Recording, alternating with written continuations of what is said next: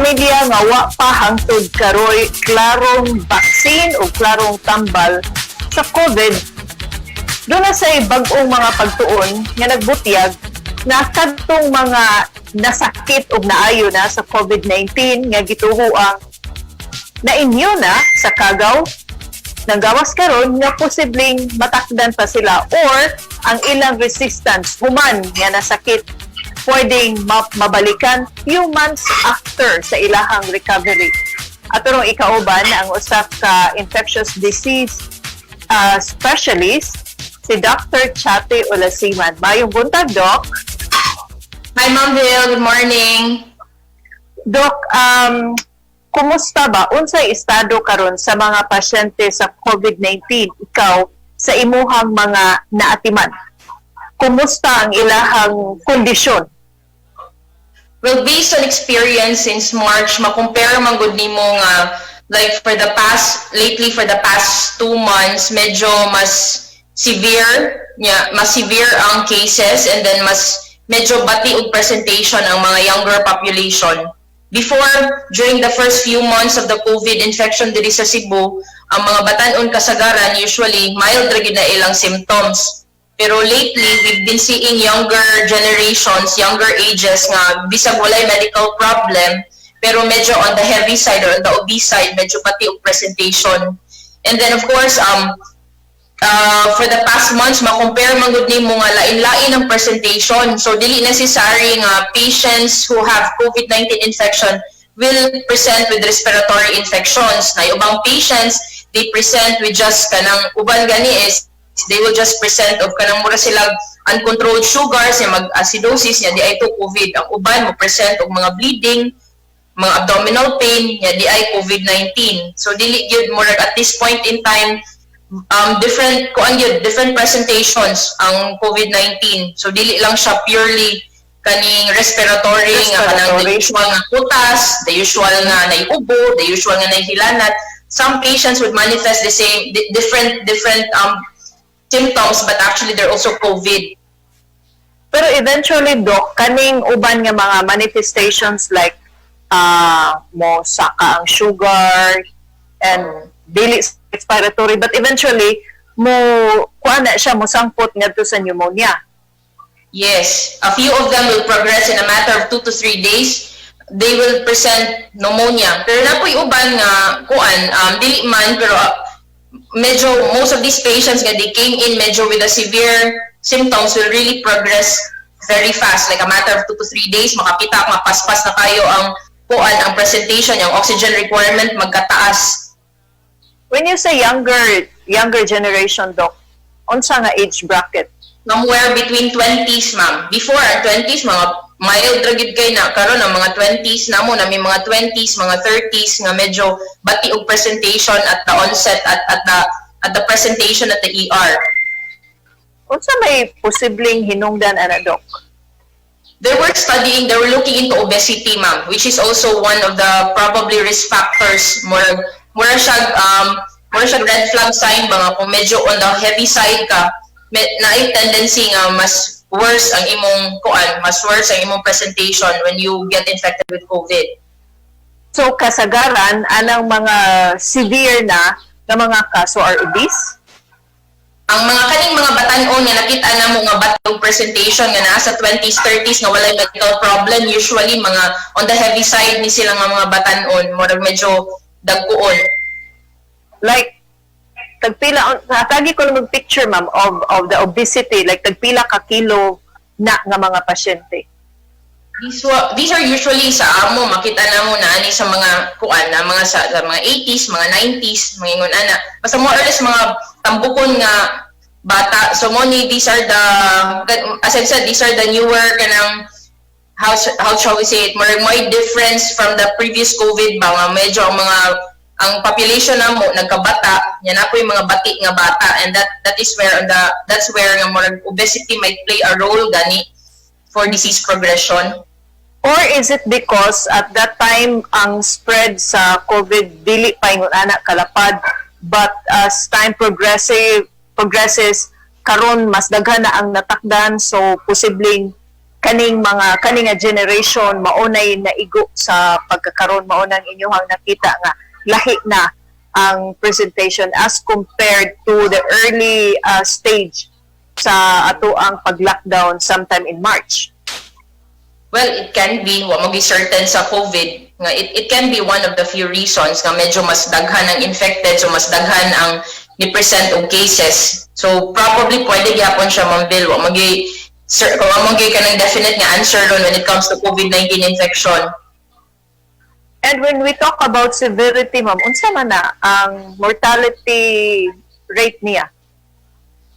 So, mortality, sige. I cannot give an exact nga ganing kuan, but diba, as they said, mga severe to critical is only, 80% of the population who comes in with COVID infection usually presents with mild infection.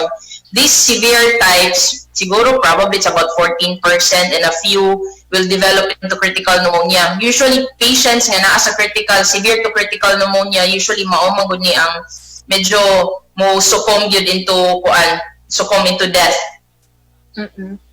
Pero ma'am, so far, sa kaning bag-ong study karon nga nagpakita ba nga kadtong mga naka-recover na sa COVID-19 are not assured na di na sila mataptan, and ang ilahang resistance to the virus would only last for so much months, but kung mabalikan ka anak nga virus, pwede bang like pareha sa dengue nga magkataas ang iyang strain? Okay. Basically, di ba, right now wala magi definite answer, but there are few studies coming out. The earliest was the latest is coming from UK, katong sa King's College London, and then there's another study in Beijing from another university. They let me walk through kuan na lang sa siguro, Ma'am Bill, mga definitions para more or less you will have an idea what it means. Okay. So when we say immunity, when we say immunity, definitely it is a state where the patient or someone gets resistant to a second infection of the same pathogen. So meaning, mura na tag-resistant, dili na tamatakdan o another infection of the same pathogen. This is brought about by what we call mga antibody production, and of course, kaning atong immune defenses like our white blood cells. Now, when you say antibodies, these are actually proteins na i-develop sa atong gitawag nga B lymphocytes, which is part of your white blood cell, that produces this certain protein, and kani sila nga protein, these are actually the ones that neutralizes the antibodies from, the neutralizes the viruses, which actually once neutralize ang virus, it will prevent the entry of this virus to the human cell. So meaning kaning antibodies mo ni ang play a very, very crucial role in developing what we call immunity. Now, immunity, tulo na siya kaklase. You have the innate immunity, you have the adaptive or active immunity, and you have the passive immunity. Now, when we talk about innate immunity, ay pasabot na, mo na siya yung mga, I think it's part of our immune system, like our white blood cells, our skin. These are part of the host nga mo protect nato from certain infections that will neutralize or destroy bacteria. Now, when we talk about active or adaptive immunity, mauna ni siya ang immunity nga na mo involve atong production of antibodies after being infected with an infection. So meaning, after na-infect ka, mo produce na tong antibodies, and then once you encounter that same pathogen or that same virus or bacteria, katong antibody mo na to yung neutralize so that we don't get another infection of the same kind.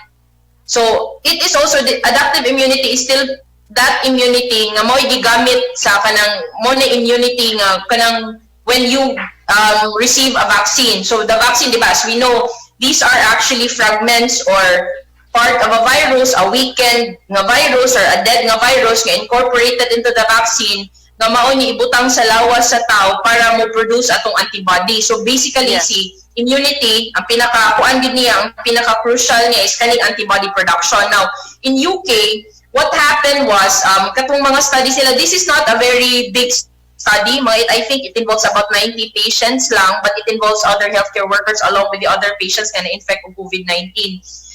They noticed that at the height of the infection, paspas kaayo ang pag-develop sa antibody.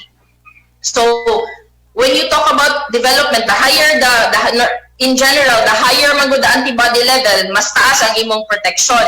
Now, so mautot, katong ilang studies nakita nila nga ni saka ang antibody level. However, this is about 60% of those 90 patients and they develop with a very high antibody level at the height of the infection. Now, after 2 to 3 months from that infection, only 17% is left with that amount of antibody. So the rest ni decline na gid ang antibody level. So they concluded that kung naa man gani immunity that happens after the first infection, it's very short-lived. So meaning kadiyot ra gyud kaayo. But of course, then again, this was also supported by a study in Beijing, which was published in July nga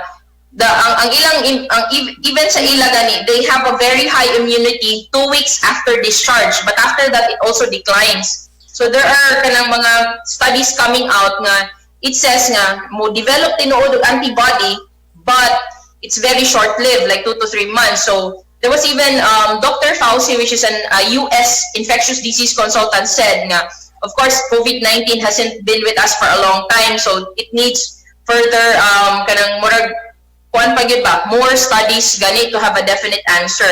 Now sa giingon ni Dr. Fauci, kung ang SARS-CoV-2 or ang COVID-19 will behave like a common colds. So ang common colds man gud, di ba? As we all know, kung like for example, influenza kaning mga flu, di ba, we get yearly flu vaccines. It's because ang kaning mga common colds man gud, short-lived ra ni sila. So ilang antibody mo peak ra ni siya mga 3 to 6 months to a year. Mao na nga ipasabot na kung ingon na ka short-lived, you can get an infection year after year after year. So these are the common colds. So kung ang imong SARS-CoV-2 or ang imong COVID-19 will behave like this, so meaning short-lived ra gyud kay immunity. However, if your SARS-CoV-2 or COVID-19 behaves like katong MERS-CoV, katong Middle East respiratory virus nga, mas longer ang immunity days, so ang antibody level can reach up to 34 months. So right now, because they cannot exactly give a rough a really concrete evidence nga si SARS-CoV-2 or si COVID-19 will behave like the common colds or will behave like the MERS-CoV nga mas dugay ang antibody level production. So dili gid sila kahatag og definite nga time nga kung if there is immunity that is developed after antibody production after the first infection, dili sila kahatag og certain assurance nato nga kaning antibody levels na na-produce is enough to produce an effective response, an effective immunity. And then they didn't even parang stress out to what extent or to how much of the antibody, unsa kadaghan ang antibody nga kinahanglan nga mo protect nato and how long is the protection. But with the coming out of these studies which tells us nga medyo short-lived ang immunity, so pwede gyud nga naay reinfection nga mahitabo. And then of course there's what we call the antigenic drift or kaning ibutang nato, it's actually a genetic variation of the same virus nga murag lahi siya og klase, lahi siya og variety because of the constant mutation. So mao sa ni posible nga reason for a reinfection kay they will evade the immunity. So meaning kung ni-develop magaytag immunity to SARS-CoV-2 after the first infection, an antigenic drift or a mutation of the virus can actually evade your first immunity kay lahi naman siya, distinct, lahi na iyang form kaysa previous nga virus. So kana siya, those are mga common parang explanation nila nga why we still can have a reinfection. But sa imuhang conduct, sa imuhang experience since March, wala pa pud ka naka-encounter og patient who had been infected before, ni-develop og another infection.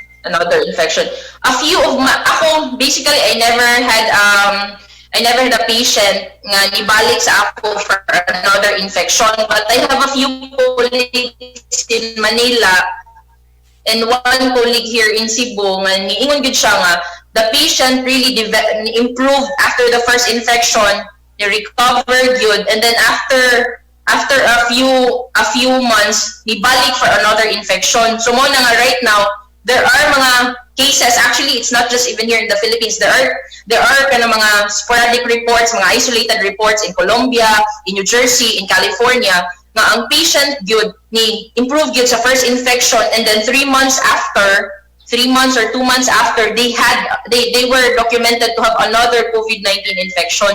So mao na hence da kanang murag cram for the possibility of reinfection. Oh, I'm just wondering, Doc, nano pod nga mo decrease ang antibodies sa iyang kataas nga mokalit siya o ka-down. So what could be the possible factors nganong dili ma-maintain ang antibodies within dinha sa ato ang So actually, Ma'am Vil, the thing with kaning kuan man good immunity, dili man good tanan immunity kanang mura siya kanang long lasting ba, like measles, depende na siya sa character sa virus.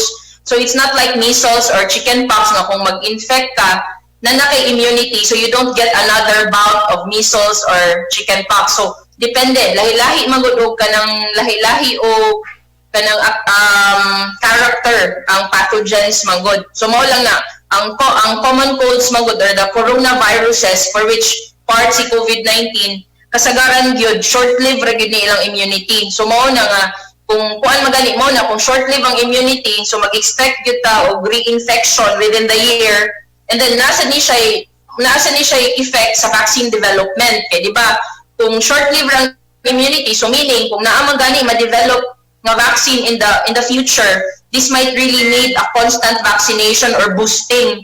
Kaya dili man siya mo prevent o di man siya mo hatag og long-term immunity. So magsigi kag hatag og vaccine to prevent the infection. So dako kay siya implication ba kung when you say it's very short-lived ra ang antibody. So it very short-lived ra ang atong kanang gitawag og immunity towards that infection. So hangtod karon kini si COVID is still very mysterious. Ang uban nga mga coronaviruses like the MERS-CoV, for example, na-establish na nga it would take over a years or 2 years gani ang immunity sa usa ka tawo. Yet naaman sila kaparihasan, di ba, Doc, og characteristic ang MERS-CoV Yes.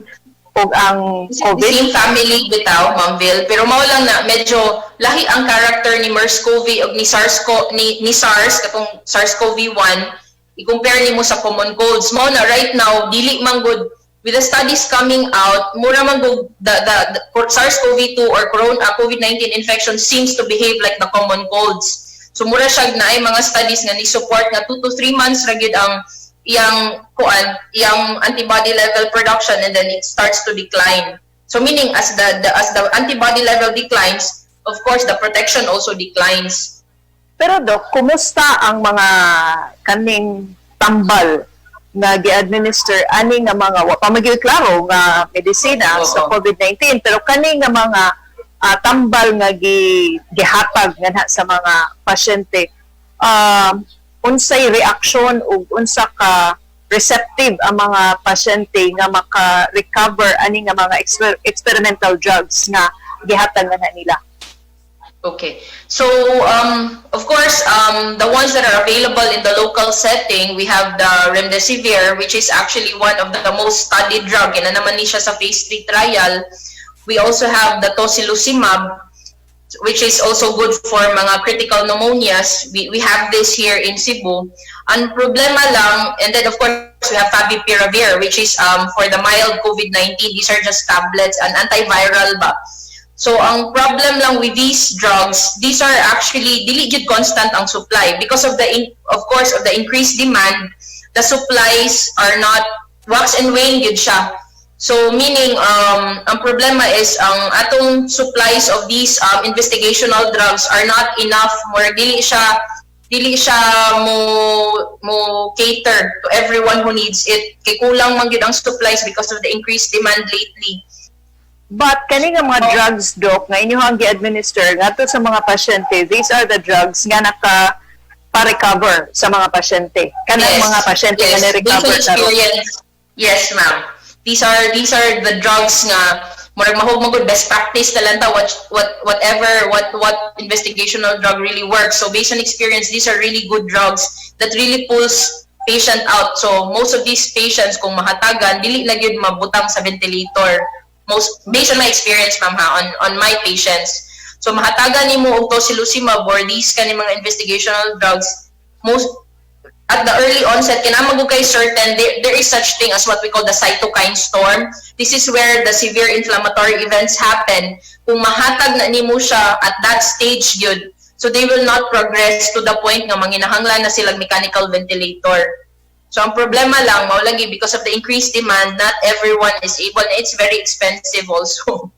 So not everyone can, can avail of the drug. So aside from the scarcity, it's a bit on the expensive side. Well, hopefully, Doc, ang atoan na lang yun, labing panagang ani, especially nga nagmihita sa kanang mga investigative drugs, ang kaning mga health protocols that we have to strictly follow. But unfortunately, Doc, daghan kayo tag mga observations nga murag gipaliwa ra ni sa mga tao ang ato ang panawagan to religiously follow sa mga health protocols. Nga di ta magpaabot unta simbako nga mo maghuot na pod ang mga emergency rooms sa ato ang mga tambalanan o magkuwang pag-ayo ang gidaghanon ani mga investigative drugs na ihatag ani mga nagkalisod na nga mga pasyente. Doc, unsay imong panawagan alang sa ato ang mga kapamilya nga nagtan-aw ron, especially nga dili man siguro ni pagpanghadlok, but we have to really be extra careful para sa ato ang kaugalingon o para sa ato ang isikataw. So of course, sa tanan, basically, bottom line, wala pa man gyud these studies are coming out pero wala pa gyud certainties. So to everyone gyud, the most important management of COVID-19, the most important thing for it to be contained is really the precautionary measures, so katong mga reduction strategies. So these are the very inexpensive but very well studied, especially kaning face mask. These are universals. There are several studies nga it will really decline the number of cases kung people will just practice face mask, face shield, hand washing, and physical distancing. We are social people, but right now this is a very antisocial disease. So I think really we have to keep distance good if we really want to contain this virus at this time. So kana lang wa pa magita nakakitag decline. So ang importante gyud is to be very vigilant and be very cautious. Even if niagi na ta og first infection, we still have to do these precautionary measures after we improve, kay wala man gyud kasiguraduhan yung gitawag nilang immunity. So immunity might be possible, but it's very short-lived as what the studies are saying. Antibody levels decline in 2 to 3 months. So pwede ra gyud ka mag-infection after 3 months if that's the case. So right now, of course, moto precautionary measures, and then of course kana yung mass testing, the wide-scale testing para matrace yun ni ang mga household members, and of course, with that tracing, you'll be able to isolate and contain the virus. The mass testing, Doc, bisan og gi-question ng rapid test, would it kuan ba help? The problem with rapid testing, Manggod Mamville, especially kung mga asymptomatics, dili gyud kay siya applicable. Kay when you say antibody testing, Manggod, ang antibody, you develop an antibody. So for example, you get infected, you develop the antibody in a matter of 1 to 3 weeks from exposure. So wala ka siguraduhan. So meaning, kung mag-antibody level ka, especially raba kung asymptomatics, wala kay klarong onset of symptoms, negative ang gawas, it might really come out negative. So murag false sense of security for everyone, baka walay problema. Nga, even if na-agda infection. Muna nakapait, Doc, kayo while kamo siguro sa medical side would suggest and would recommend for a mass testing, but ang i-avail nga mass testing is not that test nga makayuntang reliable, kay ang available is the rapid test.